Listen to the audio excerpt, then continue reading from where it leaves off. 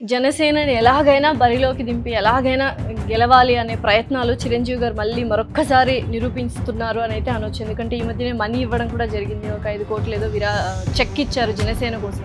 ఇవాళ కాపులు మా పరువు తీసేసావు, మా మర్యాద తీసావు, మమ్మల్ని కమ్మోడి కాళ్ళ దగ్గర కూర్చోబెట్టారు, కాపులు తిడుతున్నారు. నేను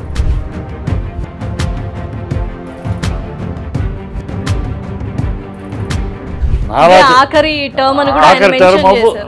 టర్మ్ ఆఫ్ నారా తెలుగుదేశం.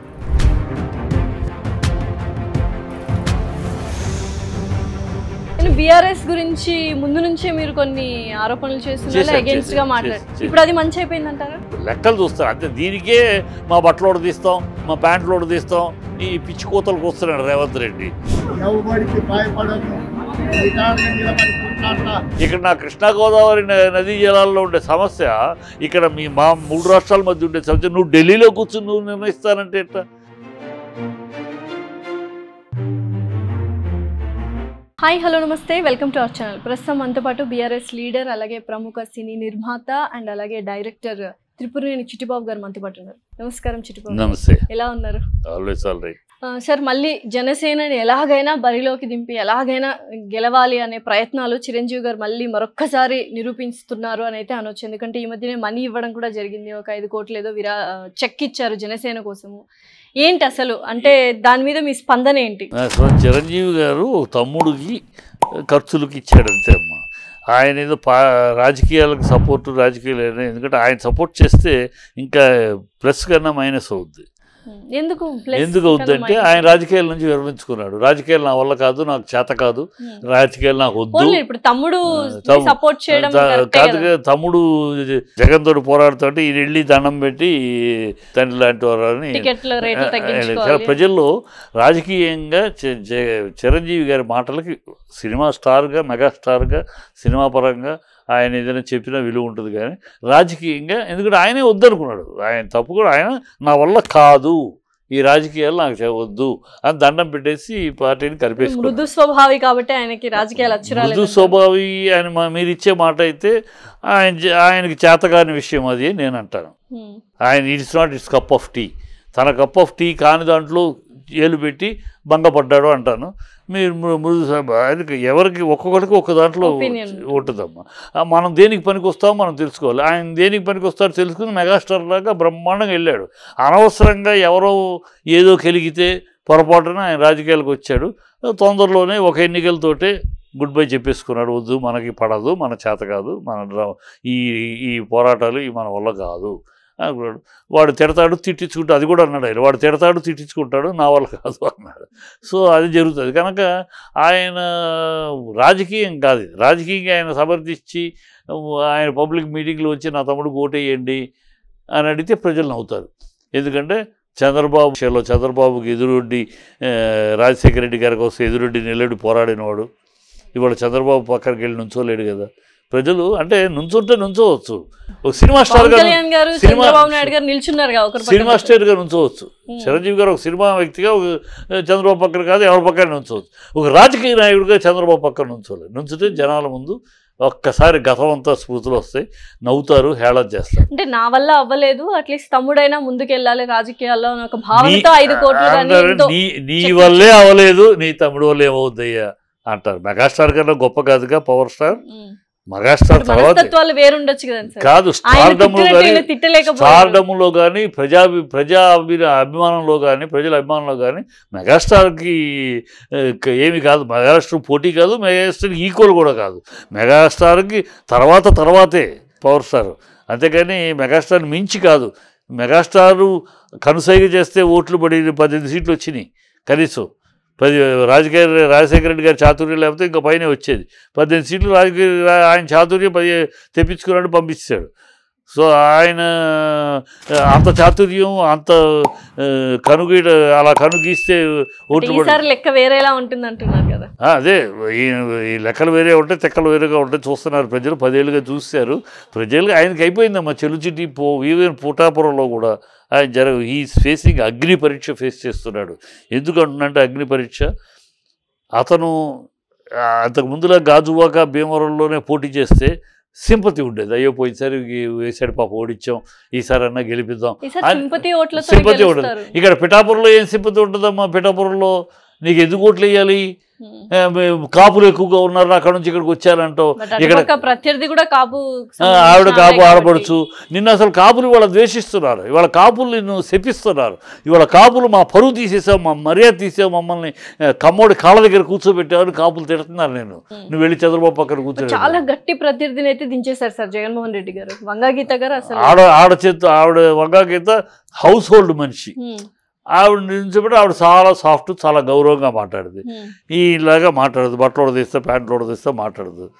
ఆవిడ చాలా గౌరవంగా మాట్లాడదు. అసలు అగ్ని పరీక్ష ఇవాళ ముద్రగడ పద్మనాభం ప్రజలు అడుగుతున్నారమ్మా.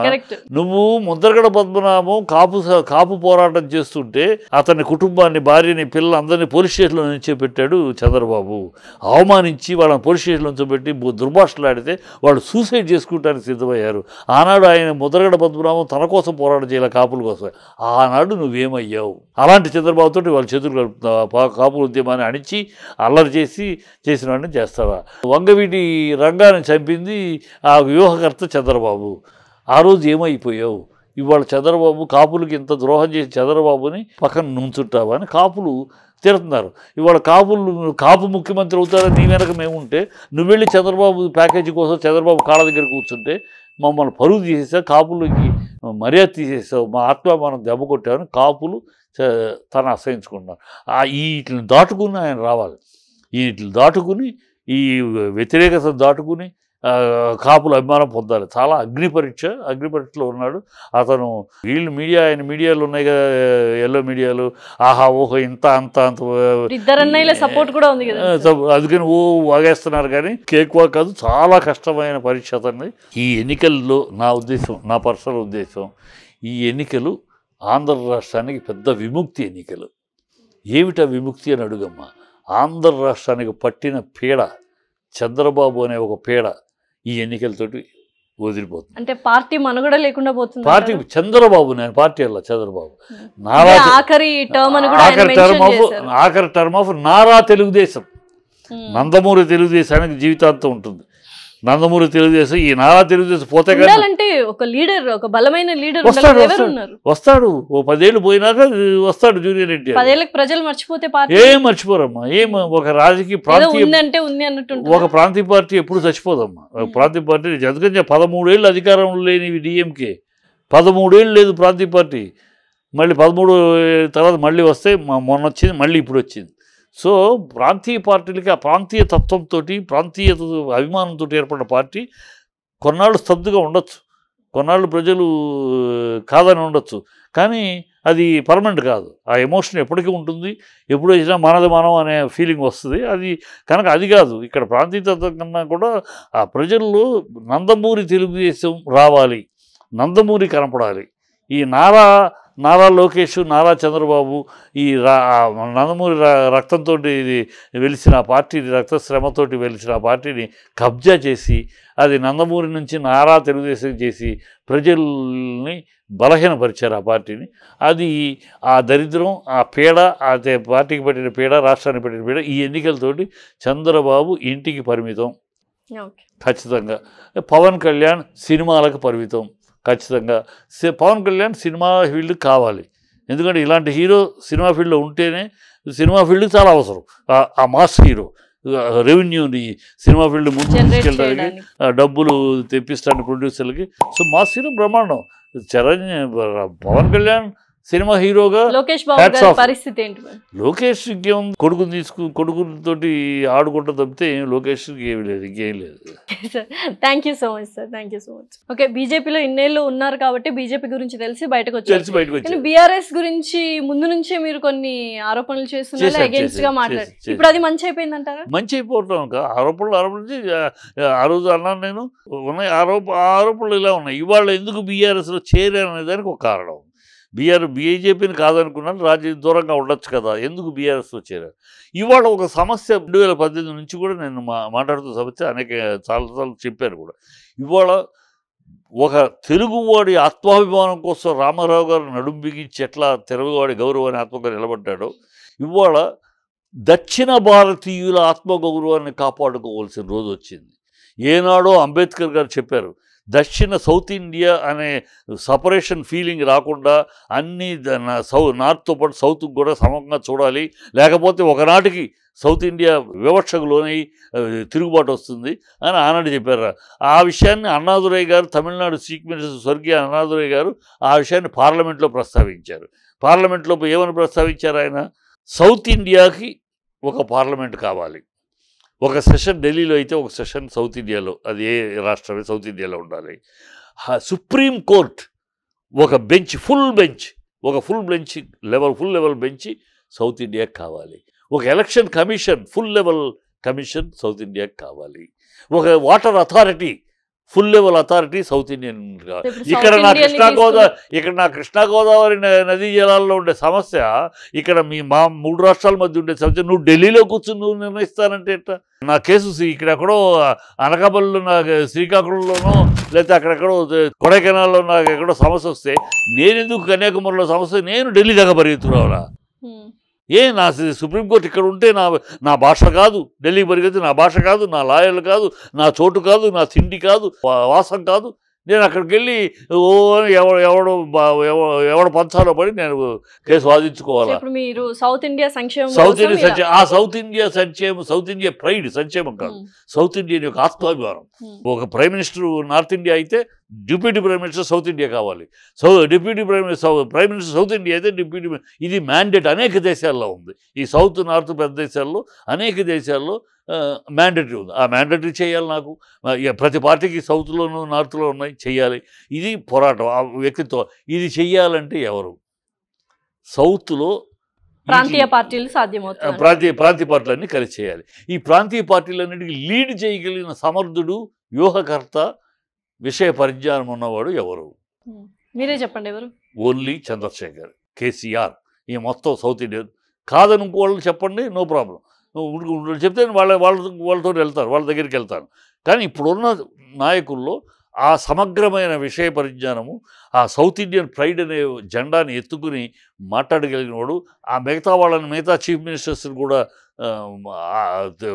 చర్చించి వాళ్ళ ఈ లైన్లో పెట్టగలిగిన సమర్థుడు, విషయ పరిజ్ఞానం ఉన్నవాడు ఆయనే. కనుక దాంట్లో చేరి నా ఎయిమ్ ఇది. ఎందుకు సొంత రాష్ట్రంలోనే ఓడిపోవాల్సి వచ్చింది? అది ఓటమి. 10 ఏళ్ళు పరిపాలించిన తర్వాత 10 అంత క్యాలిబర్ ఉన్నప్పుడు మళ్ళీ ఆయనే కావాలని ప్రజలు కోరుకోవాలి కదా. ఇదివరకు చెప్పు, ఎక్కడ ఏది మన దేశంలో ఏ రాష్ట్రంలో ఒక పార్టీ 10 ఏళ్ళు పరిపాలించినాక ఓడిపోకుండా ఉన్న పార్టీ? అన్నట్టు సౌత్ ఇండియాని పాలించే, అంటే సౌత్ ఇండియన్ ప్రైడ్ ని ఆయన చూపించగలరు అన్నప్పుడు, చేయగలిగినప్పుడు ఆయన అది ప్రజల్లో, అది ఇంకా టాపిక్ ప్రజల్లో ఇంకా వెళ్ళాలి కదా. ప్రజలు చెయ్యాలని తాపత్రయంలో నేను ఆయన నాయకత్వంలో దాన్ని మొదలెట్టాలి. ఆ పార్టీ పేరు టిఆర్ఎస్ అని ఉన్నప్పుడు కేసీఆర్ ఫ్యామిలీ ఒక వెలిగింది. అదే బీఆర్ఎస్ గా మారిన తర్వాత ఓటమిని చవి చూసింది. సో అలాంటప్పుడు మళ్ళీ బీఆర్ఎస్ నుంచి టిఆర్ఎస్ కి మారబోతోంది, పేరు మార్చే ఉన్నాయి అని ఊహగానమ్మా. డిఎంకే ఉందమ్మా, ద్రావిడ 60 ఏళ్ళు అధికారంలో వచ్చింది, 10 ఏళ్ళు బ్రహ్మాండంగా వెళ్ళింది. 10 ఏళ్ళ తర్వాత మళ్ళీ 10 ఏళ్ళు అధికారంలో లేదు, అది పేరు మార్చేసుకుందా డిఎంకేని. ఇవన్నీ తాత్కాలికమ్మా. 10 ఏళ్ళు అధికారంలో అడుగుతున్నా, మీరు బీఆర్ఎస్ లోనే ఉన్నారు కాబట్టి మళ్ళీ మార్చే అవకాశాలు లేవు, మార్చాల్సిన అవసరం కూడా లేదు. ఉంటాయి. ఓటమి రాగానే కింద పడగానే అయిపోయింది అన్నట్టు కాంగ్రెస్ వాగుళ్ళు తప్పితే వాళ్ళు ఎంతమ్మా గెలిచింది? 64 సీట్లు. ఎన్ని సీట్లు ఓడిపోయారు? 54 సీట్లు ఓడిపోయారు. 64 సీట్లు ఓడిపోయిన మమ్మల్ని ప్రజలు మట్టి కనిపించారంటే 54 సీట్లు ఓడిచ్చిన మిమ్మల్ని ఏమన్నట్టు? గెలిపే చూస్తారు కదా, లెక్కలు చూస్తారు అంతే. దీనికే మా బట్టలు తీస్తాం, మా ప్యాంట్లు తీస్తాం, ఈ పిచ్చి కోతలకు వస్తున్నాడు రేవంత్ రెడ్డి. ఒక రాజకీయ నాయకుడు, ఒక సీఎం అనే కాకుండా ఒక చిల్లర భాష, ఒక అసహ్యమైన భాష, ప్యాంట్ తీస్తానని అసెంబ్లీలో అంటాడు. నిన్న కూడా ఏదో కేసీఆర్ గారు ఇప్పుడు ఇలాంటి దుర్భాషలు, ప్యాంట్ తీస్తాను అలా సన్నాసులు దద్దములు అన్నాడు. సన్నాసులు దద్దములు అనేది బూతు మాట కాదు. చిల్లర మాట కాదు. సన్నాసులు దద్దమ్మలని మీ చిన్నప్పుడు మీ స్కూల్లో మీ మాస్టర్ దద్దమ్మలాగా ఏంటి ఆ లెక్కలు కరెక్ట్గా చేయని సన్నాసిలాగా అలా ఈ మన స్కూల్లో మాస్టర్లు అనే మాటలే చిన్నప్పుడు మన అందరం అన్న మాటలే. ఏం బూతులు కాదు, అన్పార్లమెంటరీ కాదు. ప్యాంట్ ఉడదీస్తాము, నీ ముడ్డి మీద గుడ్డ లేకుండా మా కార్యకర్తలు తరిమి కొడతారు. ఈ అసహ్యమైన మాటలు, ఈ జిగుత్సాకరే మాటలు, ఈ చిల్లర మాటలు, అది రేవంత్ మాటే మాటలు. రేవంత్ మాట్లాడే మాటలకేను ఆయన అనే మాటలకి సంబంధం లేదు. రేవంత్ ఒక రవంత్ రెడ్డి, ఒక సామంత్ రెడ్డి. చంద్రబాబు దగ్గర ఉన్నప్పుడు అసహ్యంగా సోనియా గాంధీ తిట్టాడు, రక్తం తాగే భూతం అన్నాడు. అప్పుడు ఆ తర్వాత ఓటుకు నోటు కేసులు రెడ్డిగా దొరికిపోయారు. ఇవాళ రేవంత్ రెడ్డి, రవంత్ రెడ్డి, సామంత్ రెడ్డి కాస్త ఇవాళ సీఎం రేవంత్ రెడ్డి అయ్యాడు. ఇప్పుడైనా బుద్ధి రావాలి. ఇప్పుడు తను మెడ మీద కత్తి వేలాడుతుంది. నోటుకు ఓటు కేసులో రెడ్ హ్యాండెడ్గా దొరికాడు, అది ఛార్జ్షీట్ వేశారు. ఎప్పుడు ఆ తీర్పు వస్తుందో, ఎప్పుడు సీఎంగా లోపలికి వెళ్ళాల్సి వస్తుందో తెలియదు. ఇవన్నీ మాట్లాడటానికి, ప్రజల్ని డైవర్ట్ చేయడానికి ఎన్ని ఏంటంటే వాళ్ళు రేవంత్ రెడ్డి చేస్తున్న పని ప్రజల్ని డైవర్ట్ చేయడానికి. 5 గ్యారంటీలు ఫ్లాపు, 5 గ్యారంటీలు ఫ్లాప్. విను 5 గ్యారంటీలు ఫ్లాపు.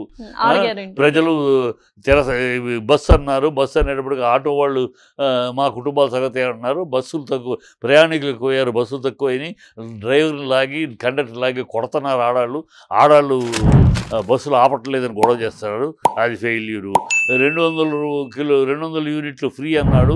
ఫ్రీ అన్నప్పుడేమో ఆ నాలుగు లేకుండా ఫ్రీ అన్నప్పుడు ఏ కండిషన్స్ పెట్టలే. ఇప్పుడు కండిషన్స్ ఫ్రీ, కానీ మీకు బైక్ ఉండకూడదు, కానీ మీకు ఇది ఉండకూడదు, మీ పేరు దీంట్లో ఉండాలి, దాని 36 కండిషన్స్ పెడతారు. ప్రజలకి ఇవన్నీ అర్థమవుతున్నాయి. ఈ దౌర్భాగ్యపు ఇవన్నీ డ్రామాలని. ఇది ఆరోగ్యం ఎప్పుడో ఎవరో ఒకళ్ళకి 10 లక్షలు పెంచామంటే రోజు 100 మంది కాదు కదా, రోజు 100 మంది కాదు కదా, అలాంటిది ఇచ్చేస్తా, ఆల్రెడీ ఉన్నదాన్ని పెంచి ఇస్తా. ఈ ఒక డ్రామా వాళ్ళ వల్ల కాదు. ఇప్పుడు వచ్చేసి నీటి ఎద్దడి, 10 ఏళ్లలో ఏనాడైనా నీటి ఎద్దడి చూసారమ్మా ఇదే రాష్ట్రంలో? అప్పుడే కదా ఈ 3 నెలల్లోనే, ఈ 100 రోజుల్లోనే వీళ్ళకి ఆ మేనేజ్మెంట్ తెలియదు, ఎట్లా మేనేజ్ చేయాలో తెలియదు. ఇప్పుడు ఆల్రెడీ పవర్ కట్టు, వాటర్ కట్టు, అన్ని వ్యాన్లు తిరుగుతున్నాయి వాటర్లో వేసుకుని. గతంలో ఆ సీనే లేదు. ఇది వీళ్ళు అసమర్థులు.